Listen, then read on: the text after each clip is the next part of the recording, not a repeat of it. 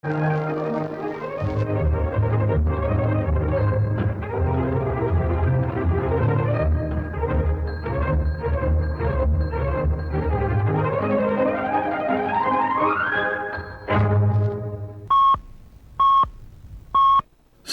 p.m. Pakistan Standard Time. Assalamu alaikum.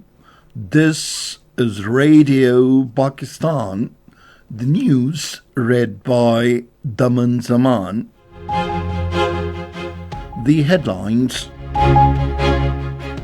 The Prime Minister has appreciated the Balochistan High Court Bar Association's resolve to upholding the Constitution and promoting rule of law.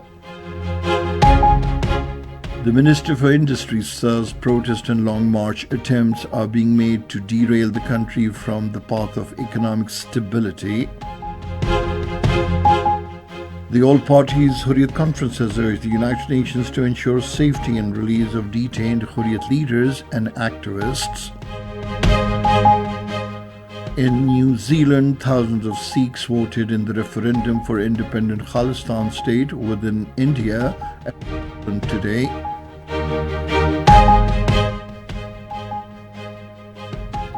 "96 Palestinians were martyred in Israeli attacks on residential buildings in the besieged Gaza today.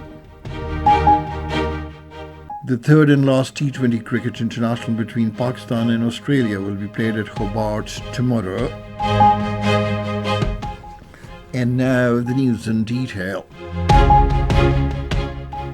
The Prime Minister Mohammad Shahbaz Sharif has congratulated Mir Ataullah Langov on his election as the President of the Balochistan High Court Bar Association. In a felicitation statement today, he also congratulated the other newly elected office bearers of the bar. Shahbaz Sharif expressed the hope that their victory in the Balochistan High Court Bar Association elections will contribute to the welfare of the legal fraternity. He appreciated the Bar Association's resolve to upholding the Constitution, promoting the rule of law, and serving the interests of Balochistan's lawyers. The Prime Minister expressed the hope that the newly elected body of the Bar will work tirelessly to strengthen the legal profession and play a significant role in promoting justice and democracy in the country. The Minister for Law and Justice and Human Rights, Azam Nazir Tarar, has also congratulated Mir Ataullah Langov on his success as the President of the Balochistan High Court Bar Association. The Minister said the achievement represents a significant step towards the welfare of the legal fraternity and underscores the collective trust of Balochistan's legal community. The Minister expressed the confidence that the newly elected body will work diligently to strengthen the legal profession and contribute to justice and democracy in the country. The country's energy reserves have witnessed a significant increase due to efforts under the Special Investment Facilitation Council.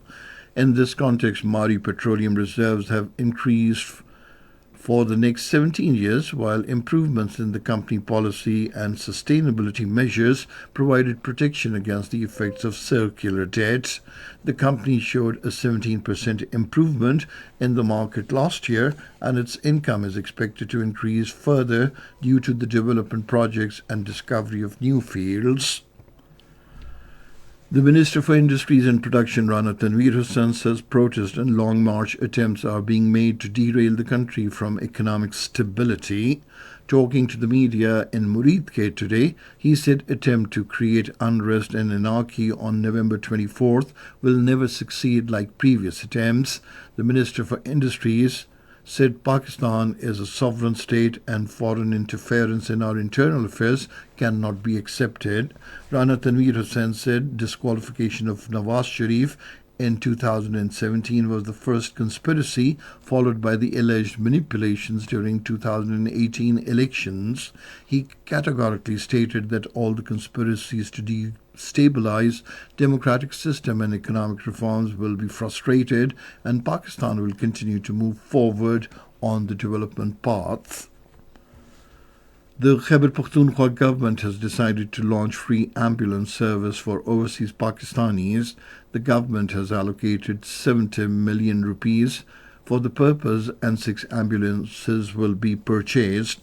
The service will facilitate in transportation of dead bodies of overseas Pakistanis to their native areas.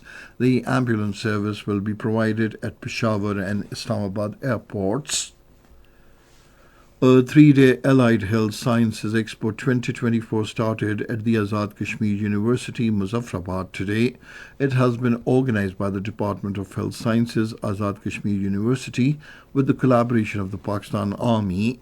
A large number of students, teachers, and doctors are visiting the expo. Students who participated in the expo described it an informative and inspiring experience. They said, "We are very grateful to the Pakistan Army for collaboration in organizing the expo as it has provided a platform for students from different universities to show their projects to everyone." This is Radio Pakistan. The All Parties Hurriyat Conference has paid rich tribute to the detained Hurriyat leaders and activists for dedicating their life for the just resolution of the Kashmir dispute through the United Nations pledged inalienable right to self-determination. According to Kashmir Media Service, Hurriyat leaders and organizations in the statements issued in Srinagar lauded the sacrifices of the All Parties Hurriyat Conference Chairman Masarrat Alam Bhatt, Shabbir Ahmed Shah, Mohammad Yasin Malik, Asiya Andarabi and others who have endured years of imprisonment, torture and harassment for their unwavering stance on Kashmir. The leadership urged the United Nations and global human rights organizations to take immediate notice of the plight of the detained Hurriyat leaders and activists, ensure their safety and work towards their early release. Meanwhile, the People's Democratic Party President Mahbooba Mufti has urged the government of the Indian illegally occupied Jammu and Kashmir to clarify its stance on the restoration of Article 370. She criticized the Umar Abdullah-led government for failing to openly discuss and condemn the revocation of Kashmir's special status by India's Modi regime in August 2019. In New Zealand, thousands of people exercised their right to vote in the referendum held in Auckland today for the creation of an independent Khalistan state within India. A large number of people thronged to the venue to cast their votes, prompting the organizers to extend the voting time by 1 hour. Over 37,000 people exercised their right to vote in the referendum. The Council General of Sikh for Justice Forum, Gurpatwant Singh Pannoon, addressed the participants via video link. He said India responds with bullets to those who believe in voting. Gurpat Singh Pannoon said despite India's oppression, Sikhs chose the path of voting instead of violence. The Council General of Sikhs for Justice further mentioned that the next phase of the referendum will be held on 23rd March next year in Los Angeles. He expressed the confidence and the certainty of the freedom of Punjab from the clutches of the Indian rulers. Gurpatwant Singh Pannoon also chanted slogans of Delhi will become Khalistan and Khalistan Zindabad. 96 more Palestinians were martyred in the Israeli attacks on residential buildings in Beth Laia, Nuseirat and Burej in the besieged Gaza today. The civil defense says its teams are unable to reach the area and that dozens more are wounded and trapped under the rubble. Almost 30% of the victims of Beth Laia massacre today were children.